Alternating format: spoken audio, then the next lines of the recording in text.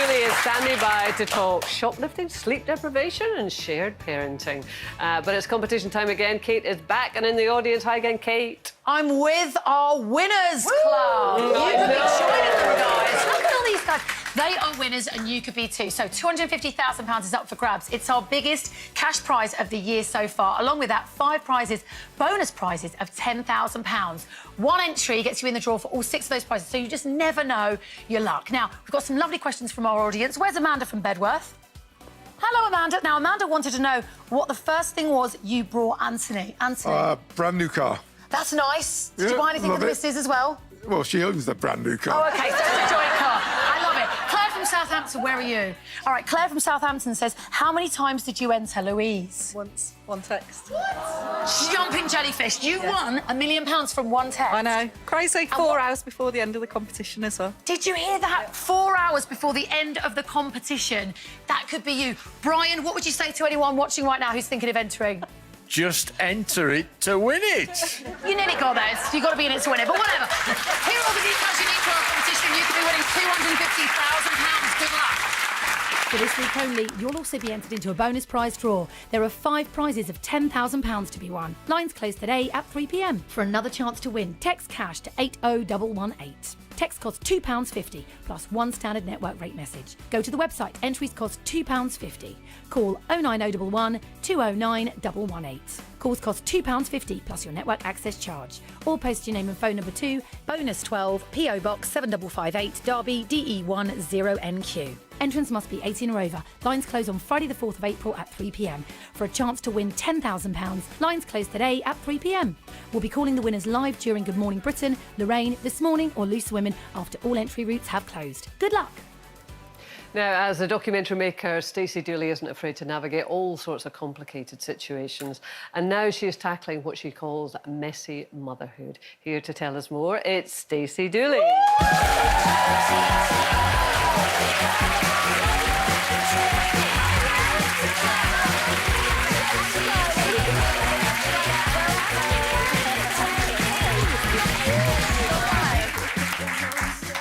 Stars in your eyes. It is, isn't it? Tonight, Matthew, I thought... Did no one else tell you to bring your tap shoes? I could have done a bit of dance out.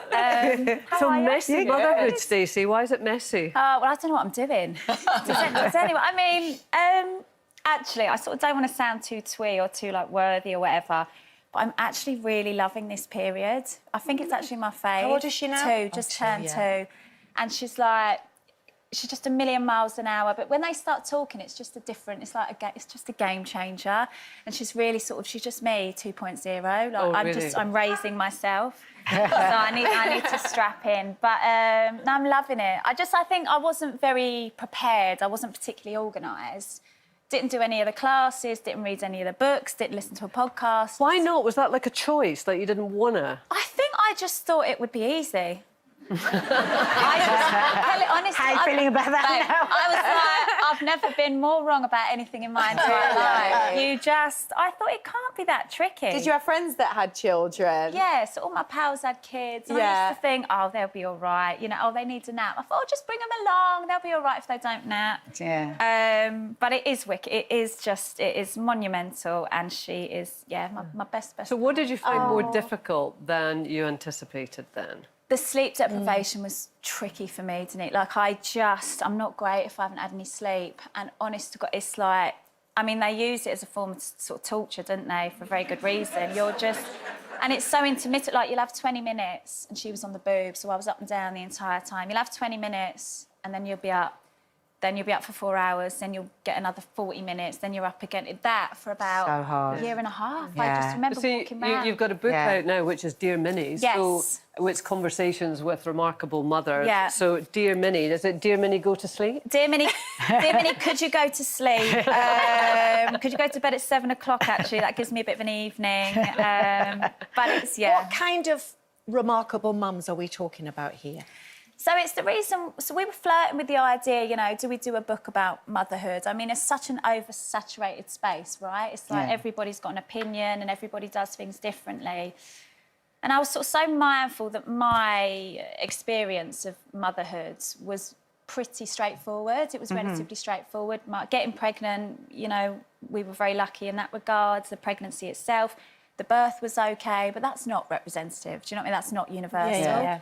So I said to them, you know, in theory, I'd like to write a book, but we have to include other mothers. So it, you know, it feels like we're hearing from different important perspectives. So there's loads of mums. There's like a mum who has set up roots. She's sort of set her roots down here now. She's had to flee her country. A single mum, a mum of triplets, a teen mum, a mother who's like this amazing barrister, and she also happens to be blind.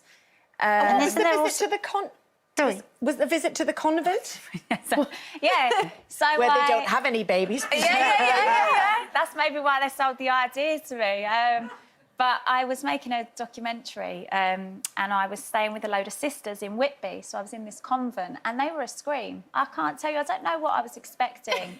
I thought they were going to be quite straight-laced and quite square, you know? I thought I was going to feel like I was at my grandparents' or whatever. They were a delight. They were, like, great company. They were so kind of progressive and a lot more liberal than I'd maybe anticipated. And I was talking to Sister Helen and Sister Grace, and Sister Helen was basically going to me, so, you know, what are your plans for the future?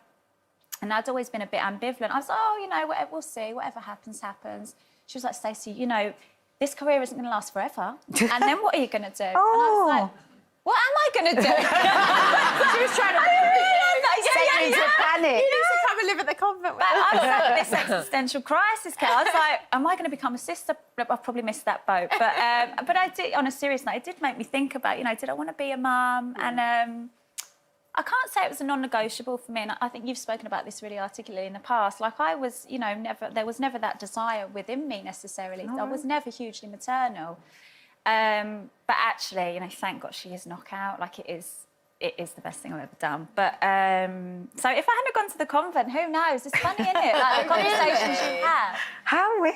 Yeah, but Did they get you involved in TikTok? Because you know there's nun talk as well. Really? Yeah, that's a whole thing. Oh, I don't know. Yeah, nun talk. Yeah. But they really love, like, they love Strictly. They like, well, because they're not really meant to watch telly, but they have an hour on a Saturday. And they were, like, rooting for, you know, Johannes and Jot. They were, like, really cool. Yeah. They were, like, really unexpected. I must bring the baby to go and see the sisters, actually. Ta-da!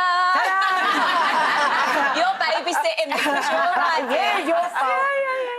I certainly know that when I've got two daughters, and that, like, a whole new anxiety came in when I having children. It just changes you so much, doesn't it? And you have spoken about, you know, this feeling. I think so many of us have. We talk a lot here about that. About this, it almost feels like it's become more dangerous to be a woman than ever, hasn't it? Yeah. Programs like Adolescence, and in fact, I watched your documentary on Rape on Trial as well. Thank you. Yeah. Where are you on all that? Yes, I know. How old are your girls, Nadia? 21 and 17. That must be scary because you know, when they're tiny, you know where they are the entire time, and you're sort of in control, really, aren't you? Of what it definitely gets harder. I when bet. They're older, I bet. And the anxiety. My natural default. I'm relatively level-headed. I'm quite pragmatic. I sort of don't tend to catastrophise. The second Minnie came on the scene, it's like I wasn't... Yeah. I'm not rational because you're so in love with this baby and you're so desperate for nothing to ever happen. And so responsible that nothing happens. That's the other thing. You've put yourself as well, because, you know, I've always been a fan of your documentaries, always, and the way that you involve yourself and approach them.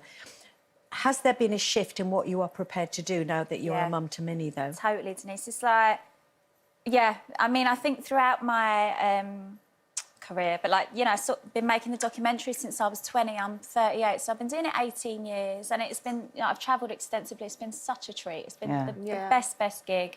Met brilliant people, but often it's been in hostile environments, you know, and kind of unfamiliar territory, and, you know, situations sort of unfold. You know, things can play out pretty quickly. So I think now I've got Minnie. I am saying no to you know, to a few of those gigs. But you know what? You never know. It might be in, you know, 10, 15 years' time I feel differently. But I just think for now I could probably do with sticking around. And on a practical note as well, do you know what I mean? She's got football on a Saturday. I want to be around. I want to do, you know. And you've got to put the work in to have another one as well, haven't you? Which, This is it. I know I need to get a wiggle on, really. You do need to She does need a pal. She does need a mate. Otherwise, I'm going to be reading Kevin that needs Tiger to get book. a wiggle on. Yeah. He's in Ireland, so it's not happening this week. Well, listen, Stacey, the book is out now. It is Dear Minnie, Conversations with Remarkable Mothers who sounds like they are remarkable women. I'm so grateful, actually. I must say they were really candid and very generous, so thanks. Yeah. Thank you. Thank you. Stacey Dooley, everyone. Brook